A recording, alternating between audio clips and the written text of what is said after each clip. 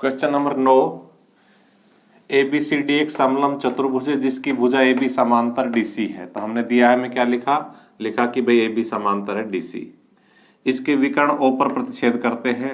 तो हमें सिद्ध क्या करना है, जो सिद्ध करना है वो सीधा लिख दिया, AO बटा BO बराबर CO बटा DO। इसकी रचना मैं ये कहना चाहता हूँ, अगर इस सवाल को समझने से पहले आप एग्जाम्पल 5 वाली वीडियो देख लो और क्वेश्चन नंबर 6 वाली वीडियो देख लो तो ये क्वेश्चन आप खुद ही कर सकते हो। तो अगर आप उन दोनों वीडियो को देख करके इसको करना शुरू करोगे तो स्वतः ही हो जाएगा। एग्जाम्पल 5 तो बिल्कुल ऐसा कैसा है, सिर्फ 1-2 लाइन बदलेगी। वहां भी हमने रचना में क्या किया था, OE समांतर AB खींची थी। ये OE है और ये AB के समांतर खींची है। तो क्या लिखेंगे रचना में, OE समांतर AB खींची। और इसके बाद हम 2 त्रिभुज पकड़ेंगे और उनमें थेल्स पर में लगा के रिजल्ट आ जाएगा हमारा। एक तो कौन सा त्रिभुज ACD और एक कौन सा त्रिभुज ABD, क्योंकि इन दोनों में समांतर आ रही है। जब हम ACD पकड़ेंगे तो AO बटा CO मिल जाएगा हमें। जब हम त्रिभुज ABCD पकड़ेंगे तो हमें BO बटा DO मिल जाएगा और हमारा रिजल्ट आ जाएगा। तो उपपत्ति में हम लिखेंगे त्रिभुज ABD में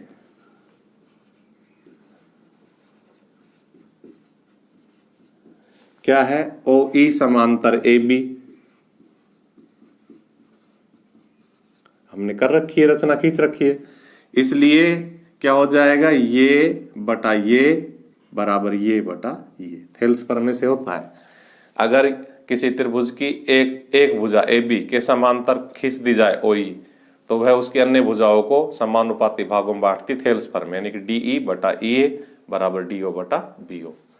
तो लिखेंगे इसलिए DE बटा EA अर्थात ये बटा ये बराबर ये बटा ये बराबर DO बटा BO। ये हमारा 1 नंबर रिजल्ट आ गया। अब हम ये वाला त्रिभुज पकड़ेंगे, त्रिभुज ACD में। त्रिभुज ACD में इसमें क्या है, EO समांतर DC। अब EO समांतर DC क्यों है, चूंकि AB तो समांतर है DC के और OE समांतर है AB के। इन दोनों रिजल्टों से ये आपस में समांतर है।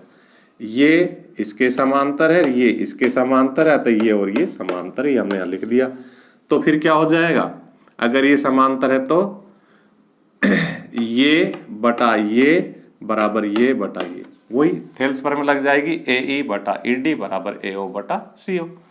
तो क्या हो जाएगा, AE बटा ED बराबर AO बटा CO। देखो हमें ये रिजल्ट लाना है O वाले, तो ये बाएं पक्ष बराबर होने चाहिए। तो देखो इसमें DE ऊपर है, इसमें नीचे है, इसमें EA नीचे, इसमें ऊपर है, तो इसको विलोमानुपात कर दो। अर्थात DE ऊपर EA नीचे बराबर CO ऊपर और AO नीचे। क्या कर दिया हमने, ये विलोमानुपात। ये सब काम हमने उस एग्जाम्पल 5-6 जो भी था, वो एग्जाम्पल नंबर 5 था, उसमें भी किए थे और क्वेश्चन नंबर 6 में भी किए थे। अब हम इस DE बटा EA का मान DO बटा BO यहां रख देते हैं 1 से। इसकी जगह DO बटा BO बराबर ऐसा कैसा CO बटा AO। कहां से रखा है मान, 1 से। अब हमें सिद्ध क्या करना, देखो AO बटा BO अर्थात इस AO को यहां ले आओ और DO को यहां ले जाओ। और समीकरण में ऐसा होता है कि संख्या ऊपर है तो यहां नीचे जाएगी, ये नीचे तो ऊपर आ जाएगी।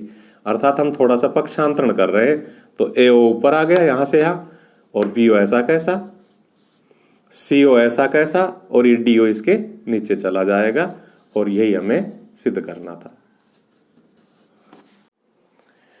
देखिए 10वां सवाल, यदि D और E क्रमशः AB व AC त्रिभुज ABC की भुजाओं पर स्थित है, यानी कि ये जो D है और E है ये AB और AC पर स्थित बिंदु है, और इस प्रकार है कि BD बराबर CE, ये दोनों आपस में बराबर है। तो हमें सिद्ध करना है त्रिभुज ABC समद्विबाहु त्रिभुज है। तो इस सवाल को मैंने शुरू करने से पहले विचार कर लिया, ये सवाल अधूरा है और इसमें ये लाइन और ऐड कर देनी चाहिए, जबकि आप अपनी बुक में भी लिख लेना ताकि कभी दोबारा करो तो दिक्कत नहीं आए।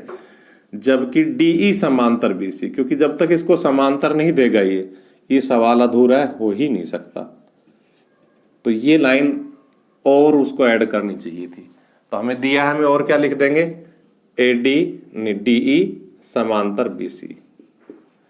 और जैसे ही दे देगा, ये सवाल बहुत आसान है, हमने ऐसा सवाल भी पहले कर लिया है।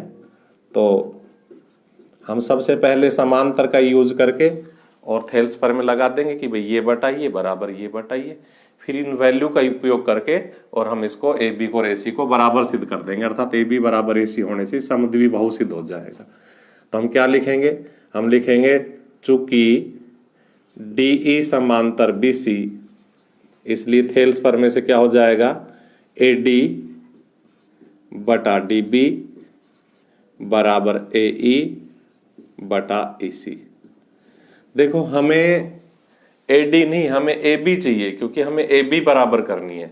तो इसमें हम योगानुपात लगा रहे हैं और योगानुपात लगाने से ए बी बन जाएगी। तो देखो ए डी में डी बी जोड़ा, हर को जब अंश में जोड़ देते हैं तो उसे दोनों पक्षों में, तो उसे योगानुपात कहते हैं।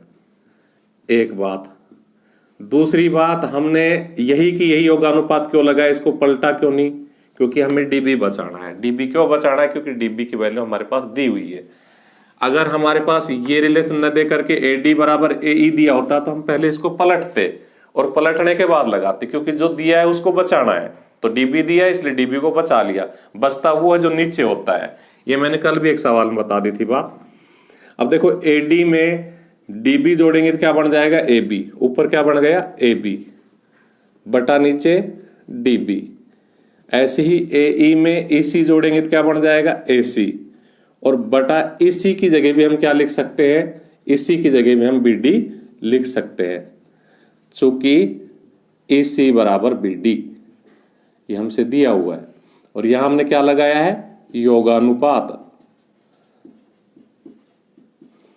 अब हम क्योंकि दोनों पक्षों में बी डी हो गए इसलिए बी डी से बी डी कट जाएगा, हमारे पास क्या आ जाएगा, ऊपर ए बी बचेगा और उधर ऊपर ए सी बचेगा। और हमें यही सिद्ध करना था, या हम चाहे तो लिख सकते हैं इंप्लाइज त्रिभुज एबीसी एक समद्विबाहु त्रिभुज है।